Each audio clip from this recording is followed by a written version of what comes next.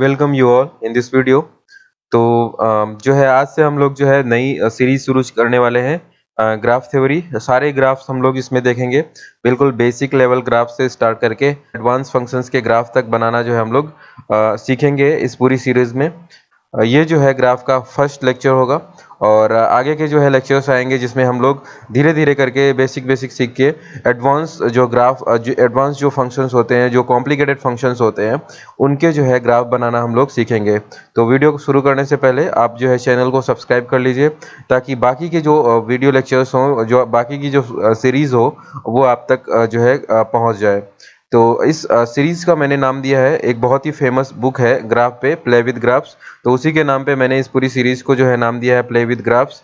और इसमें हम लोग बिल्कुल स्टार्टिंग से स्ट्रेट लाइन का ग्राफ लेके बिल्कुल हाई लेवल के कॉम्प्लेक्स जो है फंक्शंस जो होते हैं, बहुत ही जो है कॉम्प्लिकेटेड जो फंक्शंस होते हैं, उन सारे फंक्शंस के जो है हम लोग ग्राफ बनाना सीखेंगे। तो जो है वीडियो शुरू करने से पहले मैं अपने बारे में बता देता हूँ। मेरा नाम नागेंद्र यादव है और मैंने इंडिया के दो जो है अच्छे कॉलेजेस एनआईटी और आईटी से पढ़ाई करी हुई है। मैंने जो है दो टॉप लेवल के एग्जाम्स जो हैं हमारे इंडिया में जो होते हैं, उनको मैंने क्लियर किया हुआ है, आईटी जेई और गेट। और पिछले 3 सालों से मैं एज ए मैथमेटिक्स फैकल्टी काम कर रहा हूँ फॉर आईटी जेई। तो चलिए शुरू करते हैं। ग्राफ शुरू करने से पहले हमें फंक्शन की जो है जानकारी होना बहुत ज़रूरी है। वैसे मैंने जो है functions relation and function chapter में हमने ये कवर कर दिया कि जो है डोमेन क्या चीज़ होती है, रेंज क्या चीज़ होती है, कैसे किसी फंक्शन की रेंज और डोमेन कैलकुलेट करते हैं, वो सारी चीज़ें वहाँ पे कवर हो चुकी हैं। तो फंक्शंस जो है, ग्राफ जो है किसी भी फंक्शन का बनाने से पहले हमें फंक्शन के बारे में सारी जानकारी होना ज़रूरी है। तो पहले हम लोग फंक्शंस देख लेते हैं। बेसिकली फंक्शन जो होते हैं वो दो तरीके के होते हैं, एक होते हैं अलजेब्रिक फंक्शन और एक होते हैं transcendental functions. Okay, algebraic functions को फर्दर कैटेगराइज किया गया है 4 पार्ट्स में: polynomial, rational and irrational and piecewise functions. Okay, तो अलजेब्रिक के अंदर हम चारों टाइप के फंक्शंस को पढ़ेंगे। पॉलिनोमियल्स का ग्राफ बनाना सीखेंगे कि पॉलिनोमियल्स का ग्राफ कैसे बनेगा। उसके बाद रेशनल फंक्शंस का ग्राफ बनाना सीखेंगे, इर्रेशनल फंक्शंस का ग्राफ बनाना सीखेंगे और पीस वाइज फंक्शंस का भी ग्राफ बनाना सीखेंगे। पीस वाइज में हम लोग पढ़ेंगे मॉडुलस को, सिग्नम को पढ़ेंगे, ग्रेटेस्ट इंटीजर फंक्शंस को पढ़ेंगे, फ्रैक्शनल पार्ट फंक्शंस को पढ़ेंगे और स्मॉलेस्ट इंटीजर फंक्शन और लीस्ट इंटीजर फंक्शंस को पढ़ेंगे। तो ये सारा जो है, इन सारे फंक्शंस के ग्राफ को हम लोग जो है 1 बाय 1 स्टडी करेंगे। और इतने टाइप के जो है फंक्शंस, जो अलजेब्रिक फंक्शंस होता है, इन 4 टाइप्स का होता है। और ये पीस वाइज जो फंक्शन होता है उसको फर्दर कैटेगराइज कर दिया है इन 5 पार्ट्स में। ओके, दूसरा जो टाइप है फंक्शंस का वो है ट्रांसेंडेंटल फंक्शंस। ट्रांसेंडेंटल फंक्शंस को जो है फर्दर जो है 5 पार्ट्स में हम लोग स्टडी करेंगे। फर्स्ट जो हम लोग देखेंगे ट्रिग्नोमेट्रिक जो है फंक्शंस देखेंगे, ट्रिग्नोमेट्रिक फंक्शंस के ग्राफ कैसे बनेंगे। उसके बाद हम लोग एक्सपोनेंशियल फंक्शंस को देखेंगे। लॉगरिथमिक और इनवर्स जो है लॉगरिथमिक और इनवर्स ऑफ एक्सपोनेंशियल फंक्शंस को हम लोग स्टडी करेंगे, उनके ग्राफ बनाना सीखेंगे। और उसके बाद ज्योमेट्रिकल कर्व्स कुछ होंगे, उनकी जो है कैसे ग्राफ ड्रॉ किया जाएगा, कैसे ग्राफ बनाया जाएगा, ये सारी चीज़ें देखेंगे। और इनवर्स ट्रिग्नोमेट्रिक कर्व्स को भी हम लोग इस पूरे सीरीज में कवर करने वाले हैं। तो हम लोग जो है फंक्शंस को 2 पार्ट्स में पढ़ते हैं, अलजेब्रिक और ट्रांसेंडेंटल। और अलजेब्रिक के अंदर हम लोग स्टार्टिंग करेंगे पॉलिनोमियल से, उसके बाद रेशनल, इर्रेशनल और पीसवाइज।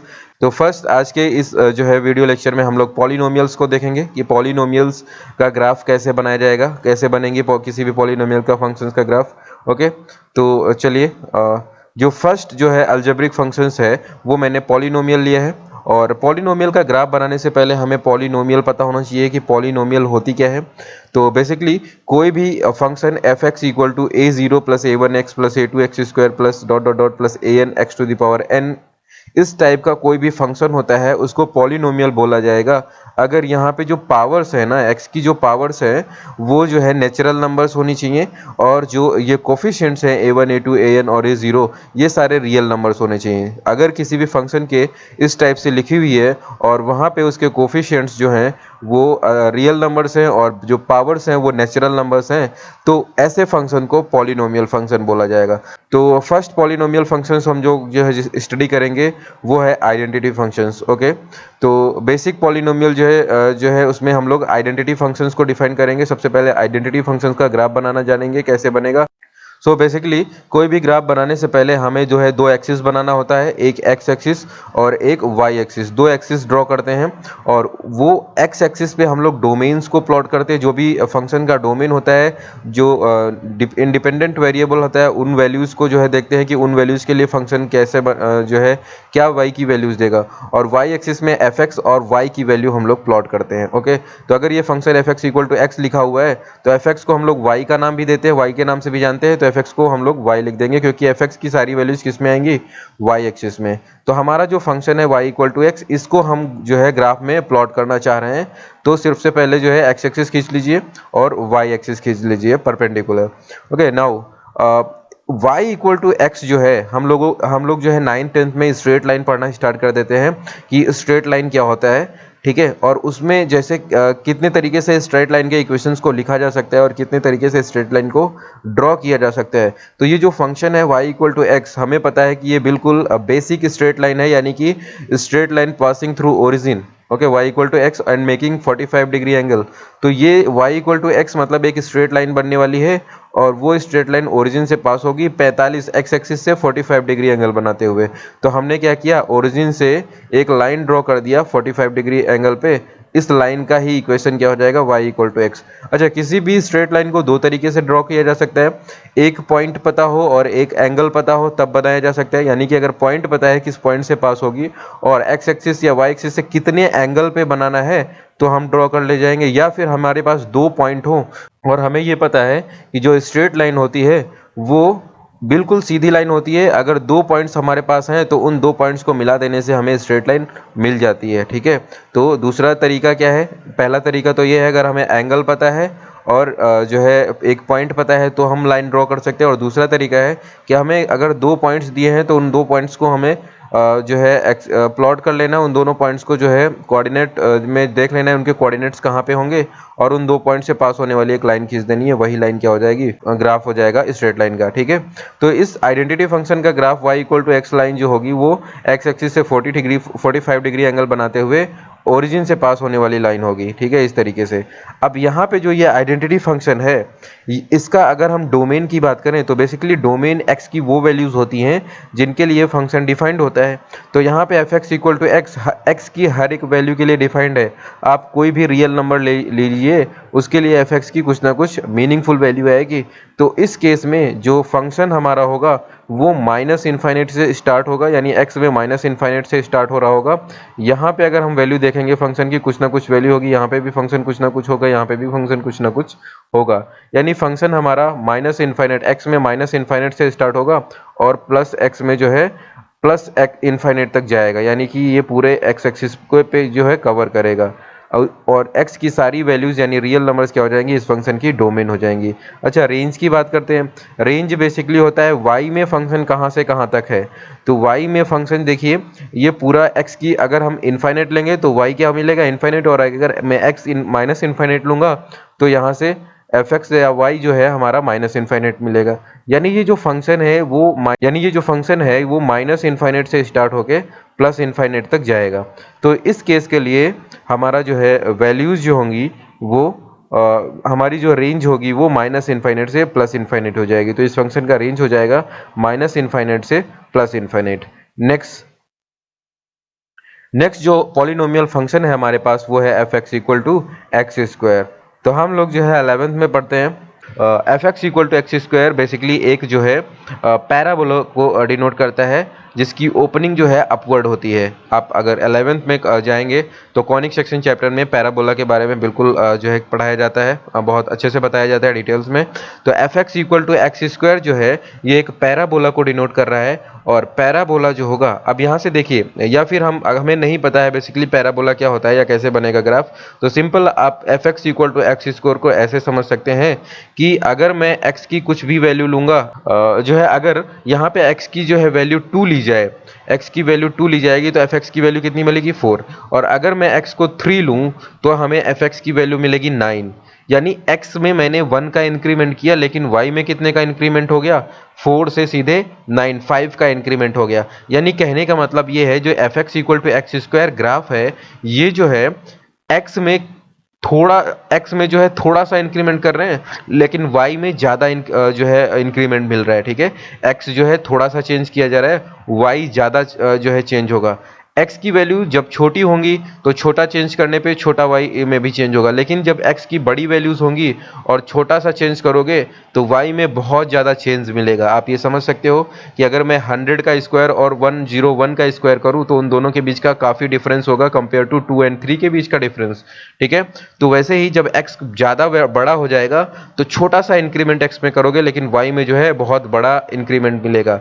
इस वजह से ये फंक्शन जो है y की तरफ ऐसे जो है टिल्ट करते जो है बनेगा, इस तरीके से बनेगा y में। ओके, यानी इसका कहने का मतलब ये है कि x जो है आप थोड़ा सा इंक्रीमेंट x में जो है थोड़ा सा इंक्रीमेंट कर रहे हो, लेकिन y में बहुत ज़्यादा इंक्रीमेंट हो रहा है, ठीक है। तो y equal to x square graph ऐसे मिल जाएगा ऊपर की ओर, ठीक है। अब देखते हैं x की निगेटिव वैल्यूज के लिए क्या होगा। अगर आप x को निगेटिव लोगे तो एक्स स्क्वायर जो होगा पॉजिटिव आएगा, क्योंकि किसी भी निगेटिव नंबर का स्क्वायर पॉजिटिव होता है, ठीक है। इसका मतलब ये जो F X equal to x square graph है, ठीक है, ये जो है जैसी वैल्यूज इधर पॉजिटिव x के लिए दे रहा था वैसी ही वैल्यूज निगेटिव 0 से लेके माइनस इनफाइनाइट तक भी वैसी ही वैल्यूज देगा। तो बेसिकली 0 पे तो 0 ही होगा, यानी 0 से स्टार्ट होगा, और x की वैल्यूज जैसे जैसे बढ़ाते जाओगे y की पॉजिटिव वैल्यूज इंक्रीजिंग ऑर्डर में मिलती जाएंगी, ठीक है। x आप थोड़ा सा बढ़ाओगे y ज़्यादा बढ़ेगा, तो बेसिकली ये ग्राफ y की तरफ ज़्यादा जो है इंक्रीमेंट शो करेगा। तो इस तरीके से ये ग्राफ y की तरफ निगेटिव x के लिए बन जाएगा, ठीक है। तो ये पूरा ग्राफ यहाँ से लेके यहाँ तक जो है y equal to x square को डिनोट कर रहा है, ठीक है। अब एक और चीज बात कर लेते हैं, फंक्शन के कुछ स्पेशल टाइप होते हैं। एक होता है ऑड फंक्शन और एक होता है इवन फंक्शन। जिस फंक्शन के लिए f माइनस एक्स की वैल्यू एफ एक्स के बराबर होती है उस फंक्शन को इवन फंक्शन बोला जाता है, और ऐसा फंक्शन जो होता है y एक्सिस के अलोंग सिमेट्रिक होता है। तो F X equal to x square के लिए f माइनस एक्स की वैल्यू एफ एक्स के बराबर होगी, इसलिए ये जो एफ एक्स है ये क्या होगा, सिमेट्रिक फंक्शन होगा। और सिमेट्रिक फंक्शन y एक्सिस के अलोंग क्या होता है, इवन फंक्शन होगा। और इवन फंक्शन जो है y एक्सिस के अलोंग जो है सिमेट्रिक होता है, यानी पॉजिटिव x के लिए जैसा ग्राफ बनेगा वैसा ही निगेटिव x के लिए भी ग्राफ बन जाएगा। तो ये ग्राफ जो है y एक्सिस के अलोंग सिमेट्रिक हो जाएगा। तो ये simply y equal to x square का ग्राफ है। अब इस ग्राफ के लिए जो है हम लोग डोमेन रेंज और जो है डोमेन रेंज की वैल्यू समझ लेते हैं। डोमेन होता है x की वो वैल्यूज जिनके लिए फंक्शन मीनिंगफुल आएगा। तो यहाँ पे F X equal to x square में x की कुछ भी वैल्यू रखोगे माइनस इन्फाइनाइट से प्लस इन्फाइनाइट के बीच, हमेशा एफ एक्स कुछ ना कुछ मीनिंगफुल आएगा, कभी भी जो है मीनिंगलेस नहीं आएगा, ठीक है, या इमेजिनरी या अनडिफाइंड नहीं आएगा, ठीक है। तो यहाँ पे माइनस इन्फाइनाइट से प्लस इन्फाइनाइट की सारी वैल्यूज x के लिए ली जा सकती हैं। तो इस फंक्शन की जो डोमेन होगी वो होगी r, यानी माइनस इन्फाइनाइट से प्लस इन्फाइनाइट। और अगर इसकी डोमेन रेंज की बात की जाए, इस फंक्शन की रेंज की बात की जाए, तो रेंज का मतलब होता है y में फंक्शन क्या क्या वैल्यूज दे सकता है या देगा, या y में फंक्शन कहाँ से कहाँ तक फैला हुआ है। तो y एक्सिस पे अगर इस फंक्शन को हम देखें तो ये 0 पे y इक्वल टू 0 से स्टार्ट होके पूरा यहाँ से y इक्वल टू इन्फाइनाइट तक जाएगा, ये y इक्वल टू इन्फाइनाइट तक जाएगा, ठीक है। यानी इस फंक्शन का रेंज जो होगा 0 से प्लस इन्फाइनाइट तक की सारी वैल्यूज देगा। ओके, तो ये इस फंक्शन का रेंज हो जाएगा 0 को इंक्लूड करते हुए इन्फाइनाइट तक सारी वैल्यूज। तो इस इंटरवल को हम लोग ऐसे भी लिख सकते हैं आर प्लस बेसिकली होता है set of all positive real numbers. तो सारी पॉजिटिव रियल नंबर्स इसके लिए इसके रेंज में आएंगे, तो इसलिए इसका जो है फंक्शन जो है इंक्लूडिंग 0, तो सारी जो है वैल्यूज इसकी रेंज में आएंगे। तो इसका रेंज हो जाएगा 0 से infinite including 0। Okay, next function जो है हमारे पास है वो है F X equal to X cube. अब F X equal to X cube के लिए ध्यान से देखिए, मान लीजिए आपको कुछ भी नहीं पता है ग्राफ कैसे बनेगा, बिल्कुल सिंपल से तरीके से समझिए। ग्राफ बनाने के लिए हमें दो एक्सिस बनाने पड़ेंगे, एक होगा वाई एक्सिस, एक होगा एक्स एक्सिस। एक्स एक्सिस पे हम इनपुट वैल्यूज लिखते हैं, वाई एक्सिस पे आउटपुट देखते हैं, आउटपुट वैल्यूज लिखते हैं। एक्स की वैल्यूज को हम लोग डोमेन बोलते हैं, वाई की वैल्यूज जो जो फंक्शन दे सकता है that values are known as a range of that function.